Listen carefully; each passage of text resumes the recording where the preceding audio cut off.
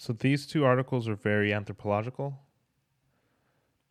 One of them plays off of like an old theory on the limited good. And the other one is on grief and the headhunter's rage. They're different, but I feel like they touch on things that are relevant to like what's happening today. Issues of grief, because that one is very this guy plays a lot with psychology and psychological theory and his concept of emotional force. He's talking about a few things. One is that he doesn't want to make grief just simplify it into anger. And so that's where he tries to show that, at least within this culture, the concept of anger and rage, it's not simplified from grief. It's more of just one aspect of it that the culture tends to look more at than other aspects of grief, which can involve, sadness or sorrow and confusion, all these other emotions that can be linked with it. Yeah, it can take on many forms. Exactly. And I also noticed he was highlighting. What's the tribe called? That he looked at. The Ilongot of the. That's how you say it. I think so. The Philippines. The Ilongot. Ilongot. But he was saying how, because I guess his comparison was that us in this, I guess, Western culture, we don't like anger isn't so much a part of like mourning, right? And this culture is big on anger. Uh-huh. So for them, anger is about, or they act out by pretty much beheading other, I guess, tribes or people that they find to hunt. Uh-huh. I don't know if that's correct, right? Yeah. Basically, like, because us, like, we don't. Go ahead. Go ahead. You go. Well, that we don't. For us, mourning isn't so much about anger. It's more of like the sadness, and that's in the form of like crying or however else we cope. Right. But anger is not like a big one for us, anyways. That's interesting because he was saying that in Western culture, anger, it's something that you don't want to show, or it's something that you don't want to exactly admit that you have. So we have. But when anger. you're mourning, right? Yeah, like we have anger, but the fact is, culturally, for us, it's not culturally appropriate for us to show that anger. So then we force our emotions against anger, away from anger, and they basically direct it towards anger. Right. It's not an appropriate emotion. Makes sense. To showcase. Yeah. Yeah. Yeah, it does make sense. But what was the first things you were saying? So his argument is that so in anthropology, there's just been this inclination to want to come up with the symbols and the meaning, the underlying meaning and structure behind what people are said to believe. And what he does in this article is he takes what they tell him seriously. And that sounds kind of maybe silly or almost like it's something that we're supposed to do, but it's interesting because I think anthropologists haven't done that enough. Because he takes what they're telling him seriously, that yes, they do experience anger to the degree that they do feel a sense of relief when they chop someone else's head off and they throw the head away. That the head in itself is a kind of symbol for getting rid of the anger. So it is symbolic in that way, but at the same time, it does have emotional weight in doing that act. Right. I mean, to be more specific, how do you mean that he takes things seriously? I mean, he opens up by saying that he didn't feel that when they first told him that the reason why they practice headhunting is because of the rage brought about by grief, because that's been like a sort of contention within anthropology, is that we imagine, I guess, as ethnographers and anthropologists, that, okay, the reason that they're telling us can't be so simple. It has to be some deeper underlying meaning. Yeah. And so Rosaldo actually spends the initial parts of his research actually trying to use these other theories. And he talks about exchange theory, where it's a concept where cutting off one person's head, it's sort of a replacement in a way for the person that died that you're grieving for. So cutting off the head becomes appropriate. But he was saying that as he was trying to understand that theory and how it might play a part in this, he felt like it wasn't appropriate, that it didn't really make sense here. And instead he inserts himself in this, because he's saying that, so him and his wife, Michelle, she was a really big anthropologist as well, really noteworthy. They both were in the Philippines, and they did research there, and she ended up falling to her death. And he's talking about his experiences with that, how before that, the only types of death in his life that he had experienced was like his brother's, and even then it was more his parents' grief rather than his own that he observed. Right, so as a parent, he hasn't felt what it is to grieve over a child's Exactly. death. And in this case, in his experience, he grieved over his wife's death. Right. And he said before that, he couldn't really take what they said seriously enough. And by that, I mean, he wasn't convinced that it was that simple.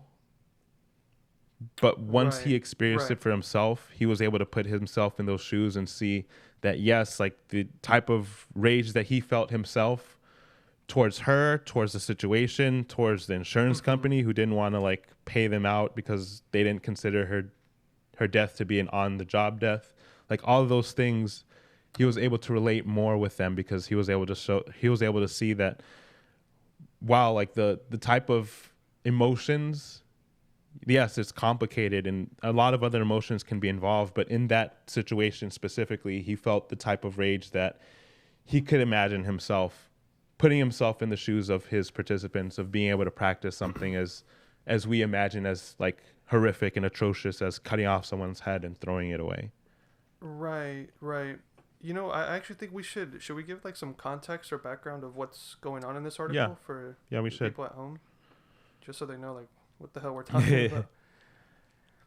So in this article, it's by Renato Rosaldo, and it's titled Grief and a Headhunter's Rage on the Cultural Force of Emotions. And in it, he talks about how the death of his wife brought about a better perspective for him, because he was able to actually put himself in the shoes of his participants who practiced this thing called headhunting, which in the West is seen as this very barbaric act of cutting off the head of a neighboring tribesperson and throwing it away as soon as you cut it off. And then that act is just seen as practice for when people are in grief or grieving for the death of a person in their life, whether it's a child or a spouse, and it's mainly practiced by men. Mm-hmm. So in this, he's talking mainly about how he sees that practice. So it's much less about the culture than it is about the actual practice of headhunting, and how he himself conceptualizes it and theorizes around it ever since he did experience the type of grief that he felt allowed him to be able to identify with headhunting. So it's much more based off of that experience of himself and inserting himself into the research, rather than actually just trying to develop the Ilongot culture. Right. And going back to what you were saying, how for him he was always looking for a deeper meaning behind the act itself, and for him I guess like you're saying, he just couldn't believe that it was as simply as, Hmm. oh, we're feeling this emotion. Like this is the way we cope with this emotion Right. by participating in this act. Right.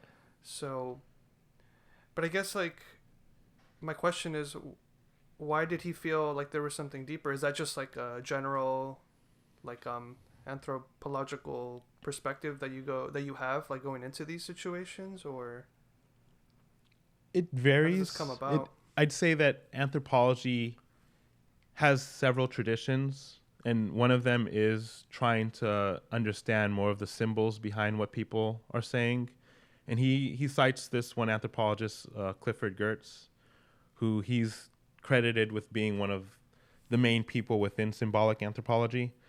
And in that kind of tradition, you're trying to understand more of what people are saying and how their knowledge structures are organized. So you're trying to basically figure out how people are thinking and the types of social structures and the type of like ideologies people have and how they relate to one another and how they're uh, cohesive with one another, how they might not be.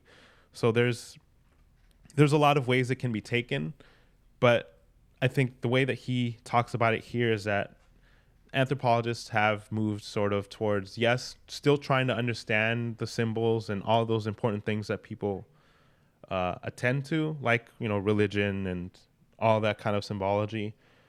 But it also is trying to take what people actually do say seriously. That's why I feel like I keep stressing that, because it's like it's so good that he talks about it in that way, because I think that's so important within anthropology today, of being able to actually receive what people are telling you and take it at face value rather than doubting it, because what kind of good research is going to doubt what people are telling you off That's true. off the bat? Yeah. Right, especially if they're the ones that are living the experience. Exactly. And not you. Yeah. Well, that's very interesting.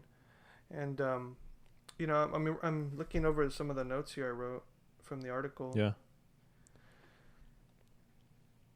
And he asked one of the older like tribesmen, like, why, what impels you to cut off someone's head? Mm-hmm. And the elderman was saying that, out of rage, from the grief comes this rage, and this rage is what impels them to want to kill another human being. And I guess, like, in our Western culture, or like just me personally, like when we feel rage, there is like that initial strong wanting or desire to, I don't know, maybe hurt someone or hurt something. And I thought that was interesting. I could see that connection. Right. But obviously, like here, like we don't. I know people will murder other people at times, and it's it's the big crime here. But yeah, I feel like there is that initial. I can see that initial like desire or want to do that. Yeah. But obviously, like for them, like their tradition, I guess, or like allows them to do that, even though like they passed that law, right, where they can't do that anymore. Exactly. Yeah. Yeah. No, that's a good point. So that was an interesting thing to know. Yeah, because that was a whole other string of stuff, because they did pass those laws that I guess if you practiced it, then you were up for the firing squad. So basically, they'd kill you Right. if you practiced it. Mm-hmm. So because of that, a lot of people, and he was talking about how people had started converting to evangelical Christianity. But I guess before going on that, like, I do think it's interesting, because you were saying that you feel like it's something that is imaginable, basically, right? Like it's something you could imagine feeling. And Definitely. I think that makes a lot of sense. Like, in some ways, we do have to be able to be willing to imagine that for ourselves before, like, just to be able to even accept that another person can do it. I guess it's like, Pulp Fiction. Mm-hmm. I mean, there's been a while since I've watched it. The part where John Travolta is talking with Uma Thurman's character and saying that Marcellus had thrown the guy out the window, like off of like a several story building, Right. the third story building or whatever, or second story window. Anyways, he's saying that the rumor was that it was because he had massaged Marcellus's wife, so Uma Thurman's feet. Mm-hmm. And she's like, wait. So you believe that my husband would kill a man just for massaging my feet? You thought that was a good reason? He's like, wait. I didn't think it was a good reason, but I understood it. Right. I feel like in a way that there's that impulse. yeah, like that the impulse to want to act out on a situation. And okay, yeah, maybe they took it too far, but like I get it. Like on a fundamental, like deep level, on a human level, like I get it. And I think that's like what you and I are communicating here, is that like we get that level. And I'm sure this another point of contention here or argument, but I feel like people like that watch this video are gonna say, oh well, like this is why Western culture is better because we're more civilized and we wouldn't rely on doing something like that. Yeah. So I don't know, what does it speak of in terms of the culture, or maybe what does this anthropologist think of that? If I'm sure he thought of it. I'm not sure he wrote about it in this article, but he literally wrote like a sentence that I feel like should have been expanded on, because he says, and can we condemn them when we napalm villages? True. Yeah, I do remember him saying that. Yeah. And that even though that's the only part that he like wrote that, I feel like that's so significant because, we in the so-called Western world consider ourselves to be, like you said, like above all that. Yeah. And because of that, we're more likely to feel like other people are probably less civilized, more barbaric. But what does it say that other people's perceptions of us are all of these atrocities that are committed in our country's name? So the fact is, in Southeast Asia, in parts of Africa, in the Middle East, we're killing or have killed so many civilians, innocent people who didn't in no measure deserve to die, but that gets into the whole thing of deserving to die. But like the fact is, much of the world, they only see the kind of violence that we commit. And, because we're so far removed from it personally, it becomes easy to sort of be like, well, they're backward or barbaric, but we're not like that. But the reality is that our way of life is dependent on those atrocious acts that we've committed, whether it's for oil or for other resources that we enjoy and have made our lives better in some ways. All of that came at a cost, and we don't have to bear the cost, but those other people, like, how do those atrocities shape their culture? Yeah. I think we do it in different ways, and those different ways are probably things we don't want to look at or acknowledge. So that's an interesting point. And I mean, how long ago was this article written, or his observations? Oh, how long ago were they done? Oh, in the 80s, I believe. Oh, okay. Shelley died in 81. And I'm not sure has there been any other update on this tribe? Like, I mean, obviously, I'm sure the law is still in effect, and they can't partake. In this, I don't think traditional thing that they have. Yeah, I'm not sure. I'm pretty sure there have been a lot of updates on them. They haven't practiced headhunting, as far as I know, since then. Right. But I mean, there probably are other tribes somewhere that are practicing some form of headhunting or decapitation.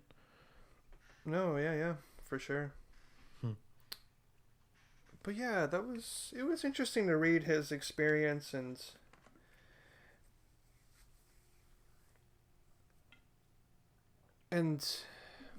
kind of get a glimpse into his process and how he viewed the tribe and how he perceived it, and I guess how he found his own meaning through it. Yeah. And like it kind of, in a way, like I can see the connection to like what we're trying to do here on this channel of like we all have different perspectives and even like how we interact with others and how we ascribe meaning to our interactions, or how we, I guess, also too, like we have our own biases, right? And how we interject that into the conversation or into the other person's perspective, because like I think it's so hard to understand truly someone else, Yeah. or let alone like a tribe, Right. something much bigger. And I think we try to do our best, but oftentimes, yeah, like we misunderstand people. And so I think what he went through is totally normal. Even I know he's supposed to be like an expert in this field. He still found his error, and tried to correct that and do things better as he went along. Yeah. So that was really interesting. Yeah. No, I like that. I agree. And I couldn't help but think how relevant in some ways this article could be to like what's happening right now with like the mass shooting or shootings that happened over the weekend. Yeah. Yep. Because I think it's such a mistake to oversimplify what people are going through in terms of like, first of all, saying that it's mental illness, because that's a whole bag of worms that doesn't get unpacked enough by the media. Instead, it's just oversimplified as they were mentally ill and that's kind of it. And it doesn't go deeply into how mental illness is now conceptualized, which is, I think, mainly it goes into how people are acting in ways that aren't socially acceptable, therefore they must have been mentally ill. I think that becomes the argument, because it's like, okay, the fact that someone would go in and shoot people means they must have been mentally ill. So they're mentally ill regardless in people's minds, but that's not how it works. You can't oversimplify it that way. No. Yeah. I mean, there's so many factors. And those factors, they don't even go that deep into them. So they don't. Oh yeah, that's a whole nother thing. And then even trying to like understand what people are going through, like that, wanting to understand experience or wanting to understand how a person could imagine themselves committing such a horrific act. Right. That's, the fact is that more people are probably feeling comfortable with this happening as often as it does now. Or people are feeling like it may be an option if they're going through something and it seems like a viable option for them. Whether it's, the media narrative right now is a big part of it tends to curb towards white nationalism. But the reality is, if you feel like it's an option and a viable one and one that's worth taking, then who knows, like whatever it is, you're probably more willing to go for that rather than, I guess, simplifying it to mental illness. Considering all that would be a little bit better. Yeah, and it's not to excuse the behavior. No. But you're right, we don't understand fully what someone is going through or their experience. And I mean, I think we do.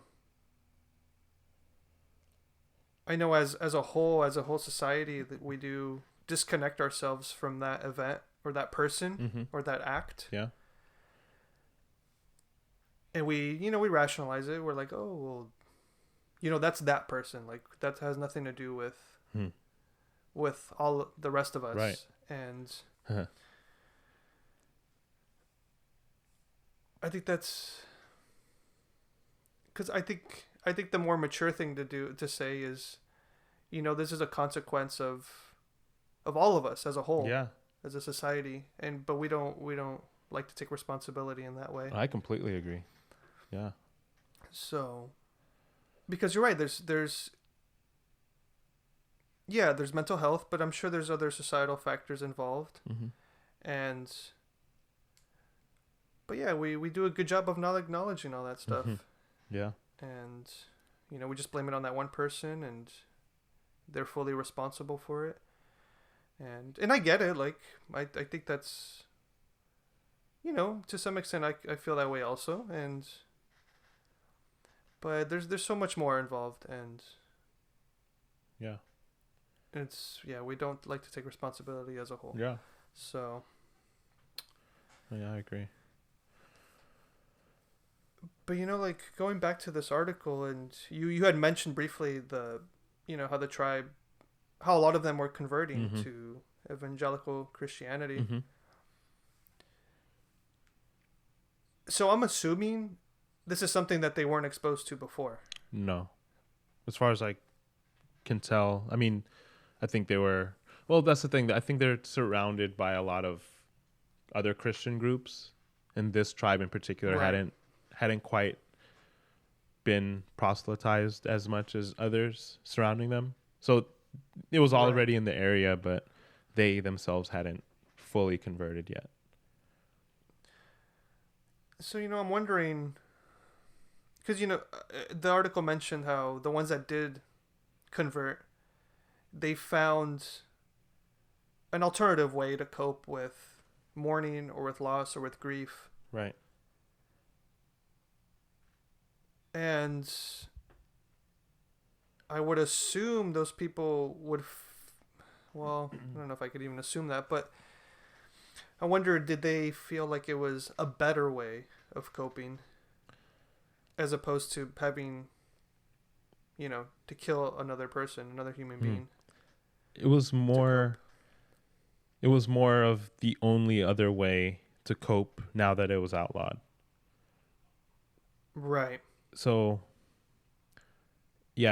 basically it was either suffer through not being able to do it and holding on to your cultural beliefs, or being willing to find another avenue to gain some measure of conclusion to those negative emotions.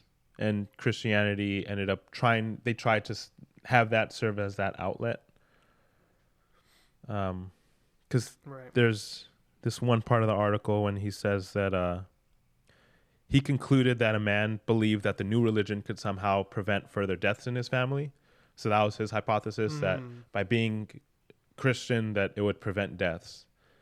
But someone in one of his friends in the field said that he had missed the point, that the guy in the new religion he didn't seek the denial of our inevitable deaths, but a means of coping with his grief.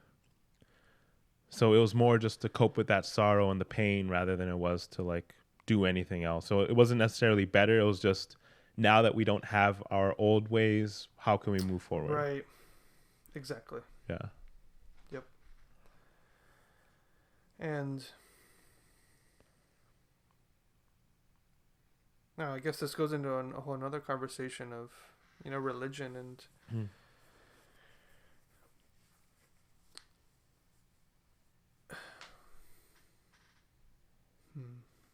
What are you thinking about religion? Christianity specifically? Yes.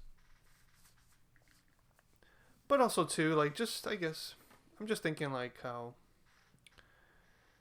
more specifically within the atheist community, and how religion is pretty much seen as a bad thing, there's nothing good that can come from it. Right. There's no redeemable quality about religion. Right. But then we get this example of this tribe who to some extent relied on this religion as a different way of coping with grief, and I mean, it seems to have brought some good to it.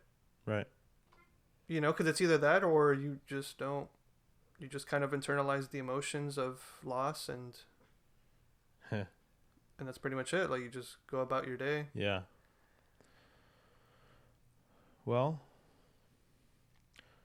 Yeah, I mean, it's hard to generalize so much about, a religion or any kind of cultural belief or practice or worldview. So Mm-hmm. what you're saying is how certain sects or parts of the atheist community, or I don't even know if they'd be a community, but I guess that sort of Yeah. ideology can go too Sure. far in saying that all religion is bad, and they usually pick out how religion can lead to atrocities and massacres, and that doesn't necessarily lay on religion's back in itself. It just has more to do with other complex social interactions. And I think you do have a Yeah. point that in this case, religion did serve a certain purpose that did lead to that relieving of stress or grief in this case. Yep. Yeah. Uh, uh, it's it's interesting. Just thinking about it. It is. Yeah, yeah.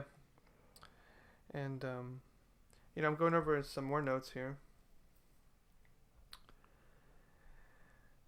So the author of the article had, at some point, he had, I guess, like a recording or a tape of their the celebration or the act Oh yeah. of the headhunting, Mm-hmm. and how when he played it for the tribe, I guess this was after the law had passed. So when he played the recording, it kind of brought back all these like strong emotions for the tribe. Mm-hmm. And those tribe and that means and those emotions were related to like things of like they had missed the act, right? Right. Or it brought back like those emotions from the loss that they had experienced. Right. No, yeah, I think it was both for sure. Yeah, yeah, I think it was both. And so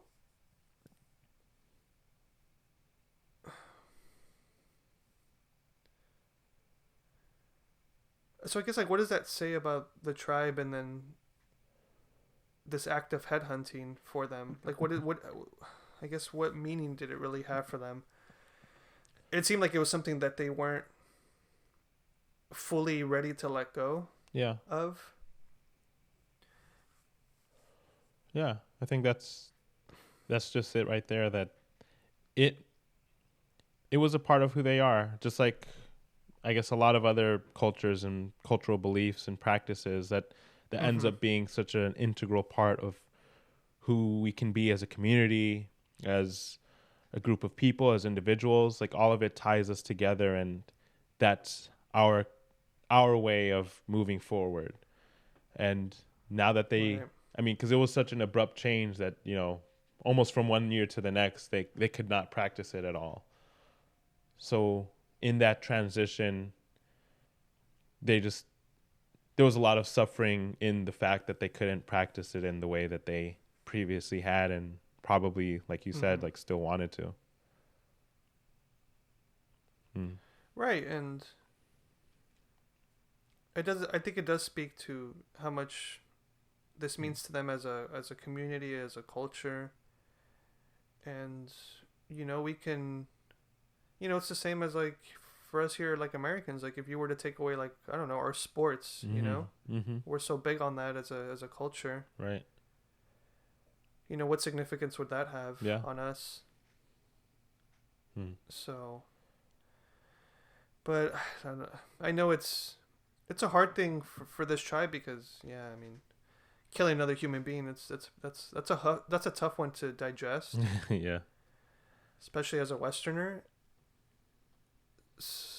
And yeah, it goes into things of like who gets to decide what they can and cannot practice. Right. Yeah. Yeah. Because But obviously, I mean, I know it's their country, the Philippines, right? I'm sure that they're the ones that outlawed it. yeah. So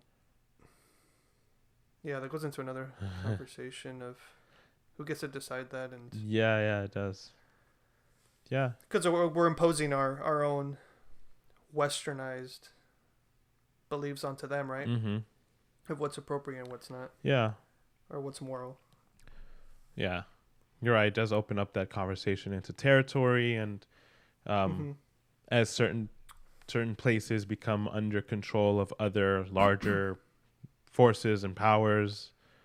Um, I guess once you become integrated into the state, then the state then has authority over what you can practice and what you can do, and even Mm-hmm. then trying to integrate you into the rest of the social body of the state. So it's just a bunch of layered, parts of it of how the state wants you to become a part of the state, which means that you have to give up certain cultural practices. Yep, exactly that. Oh man. Yeah. I don't know. Were there some other things that stood out to you about this article? As I go through my notes here. Yeah. No, I think that was a big, that was basically most of it. I'm just really impressed in some way of how he was able to, because I think it speaks to that whole notion of ontology, of being able to actually like understand that what people believe aren't merely like simply beliefs. They're just they're an integral part of who people are. There are models of how we think about the world and how we relate to other people and how we relate to ourselves and our emotions. And I think this did a good job in describing that, using probably one of the most horrific examples that like people in the West can imagine, but Yeah. it's still pretty good. This reminds me of your experience of going to, I guess I don't know, geographically speaking, the area that you went to in Guatemala. Uh-huh. But, in your experience of going into the field and observing a community or a tribe, I guess like my question to you is how did you, in comparing your experience with the author's experience, Uh-huh. and as, going into it as, what's the word, the ethnographer? Right. How do you, like, how did you go into that experience knowing that, you had to observe them, you're trying to not impose your own beliefs or your own biases? Right. Well, What was your experience like in that aspect? yeah. As an anthropologist, it just becomes that is one of the things that is talked about in classroom settings. And like if you see something that could be like very iffy in terms of like um damaging to someone else, like if you're involved in a situation where you see violence, like to what extent do you feel comfortable, or should you like report certain things, especially if they involve Mm-hmm. participants? The old notions would be that you cannot interfere at all whatsoever. So if you see people within your cultural Right. group, like who knows, like maybe if you witness a murder, but it's like, I don't know, like a part of, I guess, the social dynamic, or I guess it's like headhunting. You see someone, kill someone else. Like, to what extent is it your responsibility to like report that kind of stuff? Right. And yeah, the old ways was that, you just sort of stay out of it. But increasingly nowadays, that's less the case, I think. I mean, those issues still pop up, and I think they still end up being kind of contentious whenever like they're debated in class, like even last semester.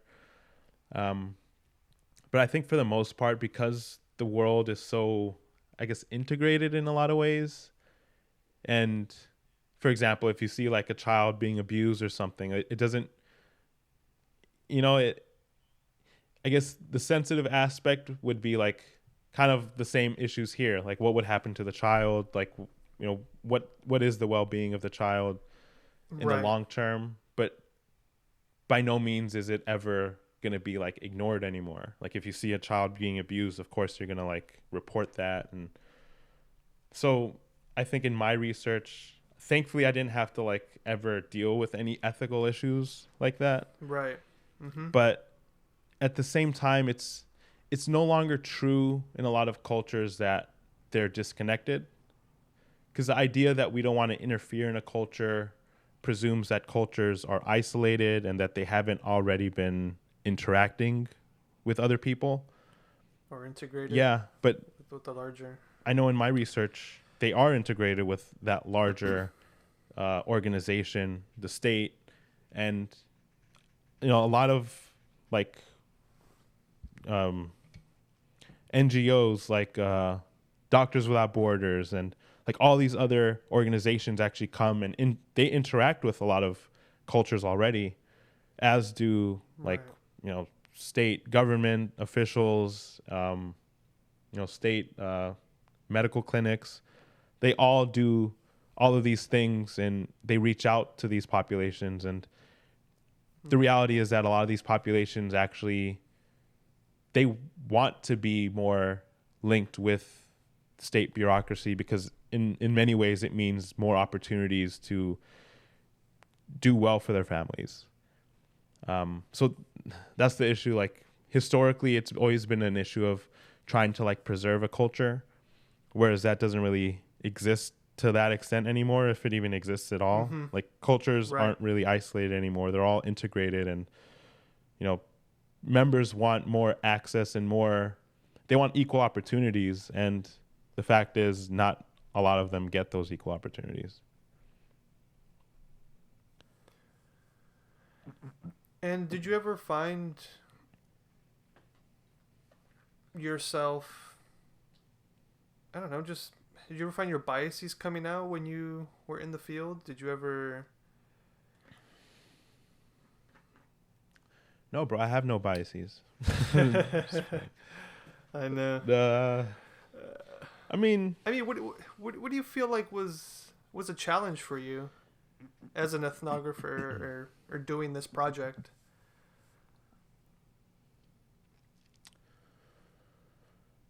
I think the fact that like a lot of people tend to live in poverty, especially indigenous people in Guatemala. Yeah. That is sort of an issue because, you find yourself wanting to like, give them something, but then that's I would say is probably where that issue of ethics comes in, because, you can't give a lot because then you don't know what effects that'll have, not only on their household level, but even interpersonally with other people, their neighbors. It just becomes complicated. And I think, like I've heard of cases of other people who have had those issues that, they have sort of maybe loaned people money, and when they have, people hadn't necessarily paid them back when they told them they were going to, and like other community members got involved. So it's really a sensitive sort of thing, sort of I guess like it is anywhere, like lending people money. It's always going to be, you never know how it's going to turn out. Yeah. And I mean, I feel like I would feel the same way as you. Yeah. That's a hard one. Yeah. Because you really do have to, it's weird, like you are involved, but you also have to have like some disconnect to some extent. Yeah. That's a good way of putting it. So that's I would feel like that's a tough thing to balance. Yeah. No, it is. So it's like, to what extent do you really involve yourself? But I guess, I don't know, maybe it just seems like a very subjective thing, right? Because I'm not sure what the rules are for all this, and I mean, I'm sure they'll give you some, tips and like, oh yeah, don't do this, don't do that, but that's so hard. I feel like your own morals will like bleed out to some extent, and or your own desires to want to help or say this or do that. Right. So, yeah, I can see that challenge for sure. Yeah, no, that's true. And some people are more inclined towards activism than others. Yeah, that's another thing. Yeah, and that's another thing too. Other people are more or less public. So it's just a lot of differences in the type of research anthropologists conduct. It can vary from person to person. People have completely different opinions on this. Yeah, definitely. And so, this article talked about grief, and then maybe this is a good segment into the next article where this other author was also experiencing grief, maybe to a different extent, but yeah, I found this other article to be very politically charged. no, it is. So It is, and I thought it was interesting because, okay, so the concept of the limited good was put forth by the anthropologist George Foster. Right. Mm-hmm. And basically the concept says that those people in quote unquote peasant societies, so that word isn't used anymore, but in small like agricultural communities, those individuals have this concept called the limited good. And the limited good is basically that in the world, or at least in the social local world, there's a limited number of resources. Right. And within those limited resources, if one person ends up improving their situation and doing better, then that unfortunately comes at the cost of other people. Yep. So my good is your disadvantage. So the better you do, the less resources there are for me and my family. And so it's almost like the crabs in the bucket kind of thing. Like if one poor person wants to come out of poverty, then the other crabs are going to clamp onto them, trying to, on the one hand, come up out with them, but on the other hand, they're weighing them down. So it's sort of this problematic kind of concept that, I mean, it feeds into this notion of a culture of poverty that was put forth by another anthropologist, Oscar Lewis, who he said that people who are poor tend to have this type of cultural outlook that it's basically aligned with being poor, and it only makes them like, it's this like poor culture that only replicates poverty. So it's just like a cycle that they Exactly. just can't get out of. Yeah. And it's the limited good is, it's just about, there's no like, I don't know if this is the right way to put it, but there's no like give and take. Like it's just all just take. And so, but this author was in her experience, going through the I guess the more, what's the right word? Like these communities that she works in Guatemala, that hasn't been her experience of the limited good. No, not at all. For her, it's been these people that are just so generous that they practically like just will take care of you if you need help. Yeah. Or whatever you need. Like they're there for you. Right. That's been her experience, right? So she's kind of going against this notion that in her experience, it hasn't been just people just taking and not giving. Right. Yeah. Or being selfish or just being individualistic. Like it really is about helping others. Right. Yeah. And that's been found in a lot of research in Guatemala, is that there is this like tighter knit social cohesion where people work together, and there's just better social bonds in those cultures than there are, for example, here in the U.S.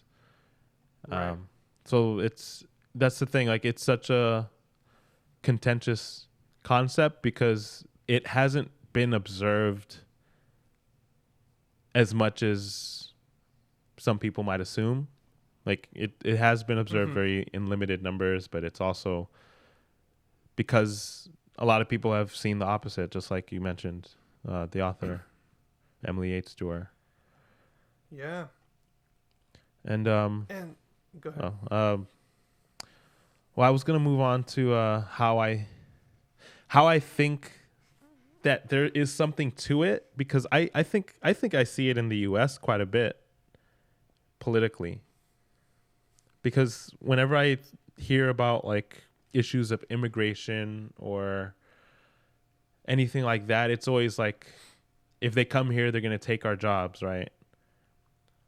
And that tends to be Yeah, like, or they're just gonna mess up the system or whatever. yeah, and I think interestingly enough the concept of the limited good may have just been a projection of like Western American culture, because I mean that's been the history of the United States with immigration, is like whenever immigrants migrate to the US, there's just these big anti-immigrant rallies, people saying that they're just going to come take our resources, take our jobs, take our opportunities, almost as if opportunities are limited. But Mm-hmm.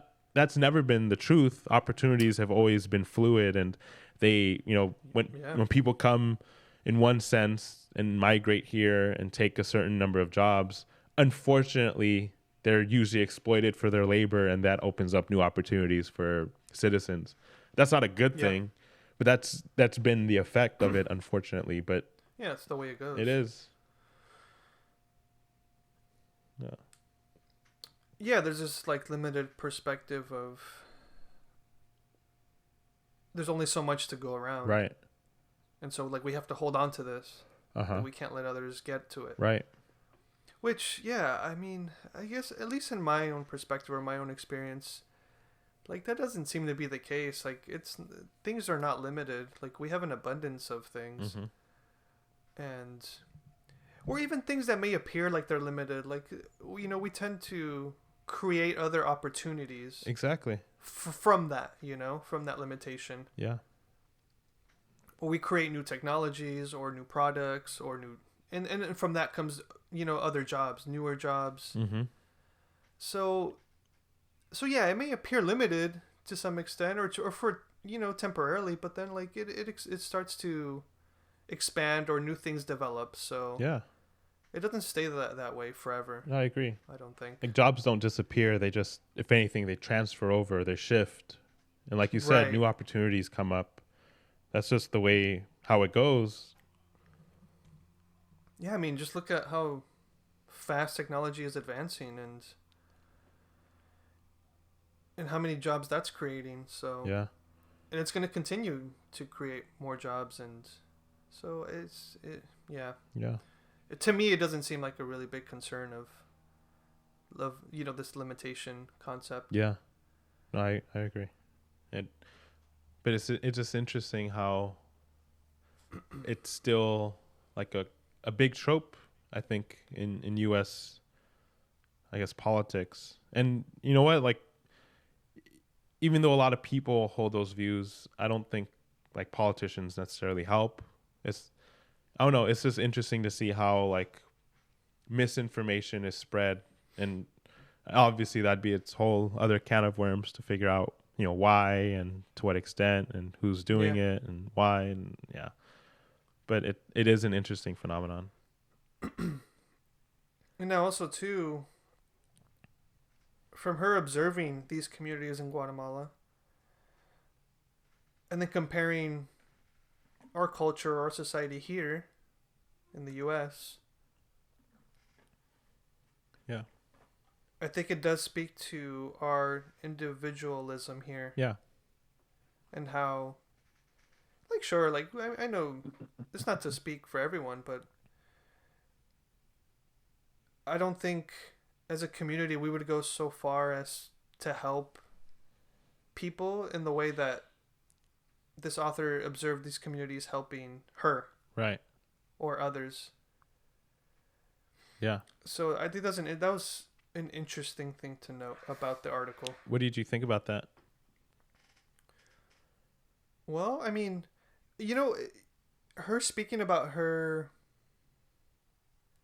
experience there, Yeah. just us like going to Guatemala, like for me going there, like I found it to be true. Yeah. Her experience. And she was going to, I mean, I don't know if this is 100% accurate, but she was going to more like rural communities, right? More of these. She I know some, I think she has, though a lot of her research is in Quetzaltenango. oh, okay. So it's Yeah, I noticed that she was saying that. yeah. So it's I guess it's not as rural. It's fairly urban or maybe peri-urban, Yeah. but it's yeah. Yeah. Well, anyways, regardless, like my experience there, like people were just so friendly. Like I feel like people were willing to help out in any way that they could, Yeah. and like I felt welcomed. I felt open armed, and yeah, I feel like her experience, I can connect with it, Yeah. and I found it to be similar to my own experience going there. Yeah. The few times that I have been there. Yeah. So, yeah, and I definitely don't feel like it's that way here. Right. Huh. Here it's very like dog eat No, I dog. agree. Like you're on I don't your think own. it's that way here. Yeah. You watch your back here. Like you take care of your own. Hmm. So just an interesting observation too. Yeah. No, it's a So that's the way I felt about it. yeah. No, I think like a lot of other scholars talk about that that type of attitude of like individualism, because by no means has it always been the case within the US.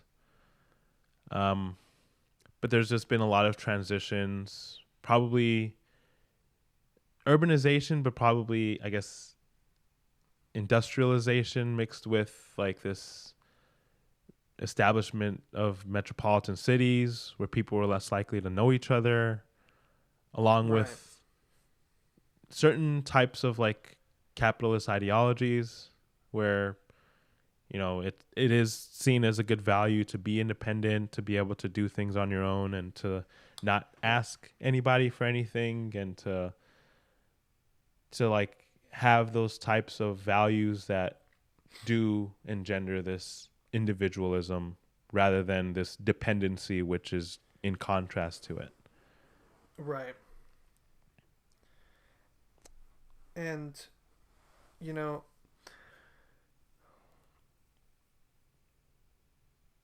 the author also mentioned, which I also found interesting. She mentioned her skin color. Uh-huh.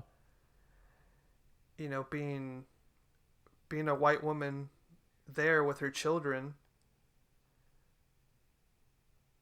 By no doubt, like I'm sure that had an effect on it too. No, yeah, absolutely. Like And colorism she and noticed it too. racism, it's huge in Latin America, I would say. Yeah, I would agree. And Yeah. but I mean, how much? Because she even said it for herself. Like she had observed these people or these communities taking care of even their own. Mm-hmm. Like it wasn't just her, just because she was white or because she had white children. Yeah. It was, she noticed it with all people. Yeah. No, I definitely believe that. Right. And I do too. Yeah. Like just because like I guess there's a currency in white skin in Guatemala, Yeah. doesn't necessarily mean people are just going to be like F off and die. Like that. No, people are still going to like, in my experience, yeah, people have still been super nice and helpful and, will, do anything to help you out, especially if you're going through something rough. So I agree with you. Yeah. Mm-hmm. It was no, that's been the case, at least for me too, in my own experience. So And you went to and I'm Guatemala not white, Yeah. in March or April? Right? No, it was the end of March. End of March. So how was end of how was March. that trip? Oh, it was good. I enjoyed it. There's a lot of tourists. I was pretty much in the tourist city of Antigua. Yeah. And oh, like coming back, so we went to the lake. There's a famous lake there called Lake Atitlan. Uh-huh. But on our way back driving, it's about, gosh, I don't know, like a 3 hour drive, I think. Yeah. It's a few hour drive. Coming back, we went through our driver. He went through this like this community or this little town Mm-hmm. that I had never heard of or never even seen. Yeah. But it was so interesting to drive past it. Like I felt like we were one of the few tourists to ever have experienced like a town like that. Oh yeah. Because when we drove past it, like we went through the little town center, we saw like all the people there, like the little markets and Yeah. like the little stores, but it was interesting to see, even just for a few minutes, how those people or how that community was living. Yeah. It was like it was like midday, like it was really lively. Yeah. But it just stood out to me because we were all like my family and I were looking at each other like, oh, like where are we? Like Mm-hmm. no one's ever heard of this. And the reason the driver went through that town is because he thought it was like a shortcut to get back to Antigua. Oh, so he didn't even mean to, or? Well, he did because he felt that the time that we were leaving, there was going to be a lot of traffic on the main highway, Right. or the main road. So he was like, no, like if we go through this town, like we'll get back a lot faster. Yeah. So we'll save ourselves like an hour or so, or maybe even more. Right. What did the town So, look like? It was really, I mean, I hate to use these words, but it was pretty run down. Like you can tell like the buildings were not, they were really old looking. Okay. There was a lot of, I'm trying to, I mean, I wish I could remember like the material that was used for the buildings. I'm pretty sure it was like just like brick. Okay. And the roads, it was all dirt. Like there was no pavement laid out. It was all road. It was all dirt. But there was a lot of people. Yeah, like just really, there was a lot of people. I mean, relative to the size of the town. Right. Like I felt like there was a lot of people, and another thing to note is that the driver told us that community they don't speak Spanish there. Okay. So I don't know what dialect they were speaking. I don't remember the name. I'm pretty sure he told us, but I don't remember it. Yeah. But it was one of these like small, like really indigenous Mayan communities. Yeah. That was still there. And yeah, it was interesting to an extent. It felt like you can tell like the community was trying to integrate into the greater, society of Guatemala or the greater community. Right. So you can see like, a mix of new but also old. Right. So that was interesting to note. Hmm. And I mean the people were wearing like the traditional outfits that they have. Yeah, yeah. But also too, like you can see some of the stores were trying to be a little bit more, I guess, modern, like modern clothing, Mm-hmm. like jeans, that sort of thing. Yeah. But yeah, so you can definitely see like the new with the old. Yeah. Yeah. And yeah, that was so interesting to find out that they didn't speak Spanish. Yeah. And at some point, like we were sort of lost. Like the driver was trying to figure out what road or what highway to catch to get back to the city that we had to go to. Yeah. So he had to stop a few times and ask a few of the people, like, or the people that he could find that spoke Spanish, Right. to kind of help him get back on the road. Did he have a tough time finding them, or how was that? At first we did. Yeah, I think we were, because we had spent quite a good amount of time there, like just trying to navigate. Yeah. And trying to get out of the town. So he did have a little bit of a tough time, but eventually, like, we found someone and they kind of guided us out of there. So yeah, it was interesting to note though, but definitely like there were like no tourists there. Like, it was just Yeah. we were surprised. We're like, where are we, but yeah, that was that, and the trip was good. So yeah, I enjoyed it. Yeah. No, yeah. I always have a good time going out there. Oh, yeah. Same. A lot of good people out there. Yeah, there definitely is. It's always, man, like, you definitely feel the hospitality and the community. And just to note, like, how grateful people are, you know, with what they have. Yeah. That's the one thing I always notice every time I go out there. Mm-hmm. Like, it's an opportunity for me to disconnect from everything here. Yeah. And just, like, live in the moment, just be grateful. Like, it really does change my perspective, even for a little bit, you know? Yeah. And at least, because that's the thing I hate, like, going there and then coming back here, it's like, damn, like, I fall back into the cycle here. Yeah. And it's just so hard to get out of here. Yeah. And I feel like traveling, seeing other cultures, interacting, it's always perspective shifting in a good way. It is. It is. Well, I think especially a culture like that, like Guatemala. Yeah. I just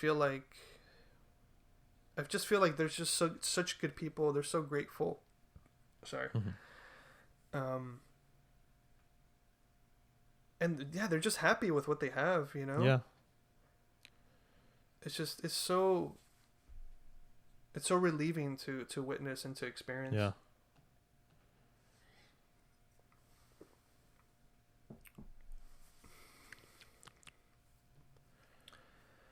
But yeah, I mean, so I'm a little short on time here. I gotta get to work. Yeah. But any last minute things that you noticed about this article that you wanted to go over? No, that's basically it. I think we touched on all the main points.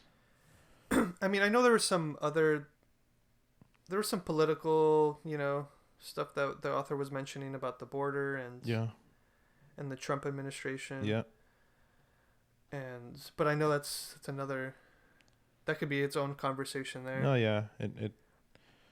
I think we touched on it in the ways that I think were relevant, at least in terms of the conversation we were already having, in terms of culture, in terms of perspective. Yeah.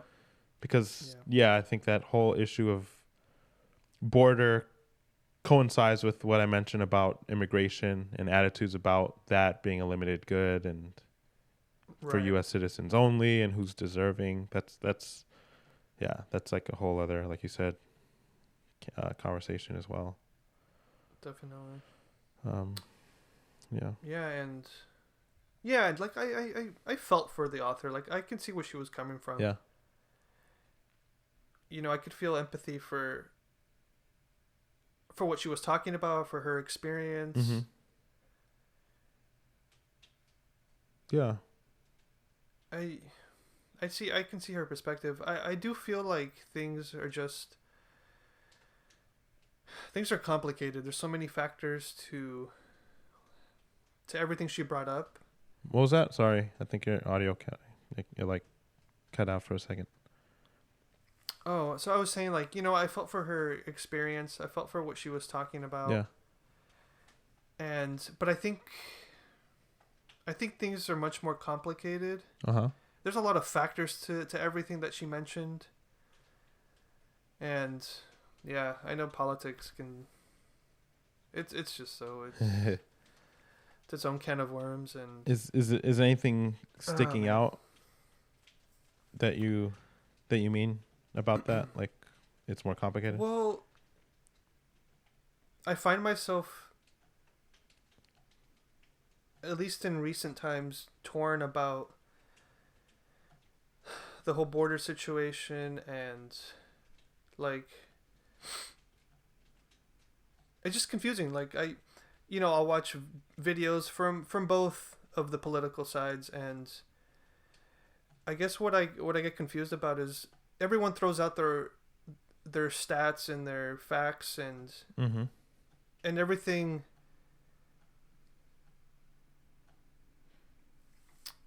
Everything goes against the other side, right? Right. And I guess that's where I'm stuck. Like, I'm conflicted. I'm conflicted about the issue, and it's almost gotten to a point where, like, it almost turns me off to the whole situation. Yeah. So, that's where I'm at, and it's a thing where I guess I'm still trying to learn more about and discover for myself. Uh-huh. So Yeah. that's where I'm at, man. And it's one of those things where like I hate to pick a side or pick like who's right or wrong. Like I feel like there's a lot of factors to the whole thing, and Yeah, anyone who it is always going to be a little bit more complicated than people present, especially when we're talking about trying to inform policy and I guess represent one side over the other, because I think people get mm-hmm. so hard line with what they want to represent, because I don't I would say there's always, I guess, or there's usually going to be some sense of dishonesty probably when you're representing one side or the other and trying to represent facts, because facts can always be skewed. Statistics can always be skewed to whatever you want to Right. represent. I mean, I tend to go more towards, at least in regards to immigration, more like progressive policy. And Yeah. it's more because, I feel like, yeah, there's kind of what we talked about here. The idea that, there's like a limited good it's like a false narrative, a false trope. And I feel like people who, That I can believe. Yeah, I can stand by that. yeah, like people who want to put forth that, they're just trying to get political power. On Mm-hmm. the other side, I would say on generally for Democrats, the most harmful thing about Democrats is that they're going to be the ones who are probably going to be the most extreme in rhetoric. But when the time comes to actually pass policy, they act like Republicans. And Mm-hmm. it's because they tend, I mean, everyone in politics is, I guess, neoliberal, in that they're all basically capitalists, and Right. at least, those in power who's been presidents over the last, several decades have been. Yeah. So it's, yeah, yeah, I don't know. Telling you, man, it's a whole nother conversation. I know you gotta go. Yep. I gotta get out of here. All right, bro. But thanks for everyone for watching. Yeah. Leave us a comment. Catch us on the next video. So thank you guys. Yeah. Thank you so much. Yeah. We'll see you next time.